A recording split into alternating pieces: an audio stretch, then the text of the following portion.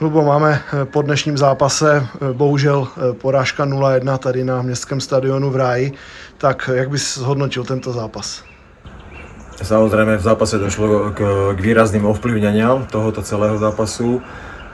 Za mňa prvý polčas my sme sa snažili tlačiť do branky, cez strany nejaké tie kombinácie, zakladanie, výstavba toho celého útoku nám celkom slušne vychádzala, ale tá predfinálna fáza, kedy sme mohli dávať finálne prihrávky, tak tam sme mnohé prihrávky, dá sa povedať, že aj jednoduché sme pokazili a pri tomu Mustafa mal jednu obrovskú šancu, ale super nás z dobrých prechodových fáz nás, dá sa povedať, že ohrozoval, jednu gólovú situáciu si vytvoril, takže v prvom polčase pri tých prechodových fázach sme neskôršie dostúpili k superovým hráčom a preto mali viac priestoru vo finálnej fáze.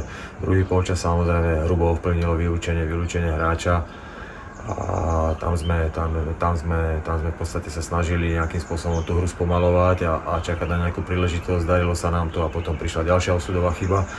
Proste je to mladý hráčka, ale takú chybu pustiť sa do takého driblerského dobrodružstva medzi troch hráčov, následná strata a ešte si dal aj vlastný gól, takže to je celé ovplyvnenie. No a samozrejme už potom to bolo trošku babánk, že sme skúšali viacerých hráčov ísť tlačiť sa hore a niečo s tým urobiť, ale samozrejme sú stráži. Jak moc mrzí tahle porážka v domácím prostředí tady na hlavním stadionu?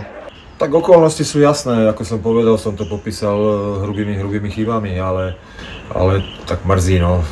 Prehrali sme bitku, ale neprehrali sme ešte vojnu, takže do konca súťaže dosť zápasov, oveľa bodov sa hraje, takže budeme sa snažiť mobilizovať, vrátiť sa na tú istú priečku, kde sme boli predtým a ideme do Uničov a chceme túto prehru odčiniť.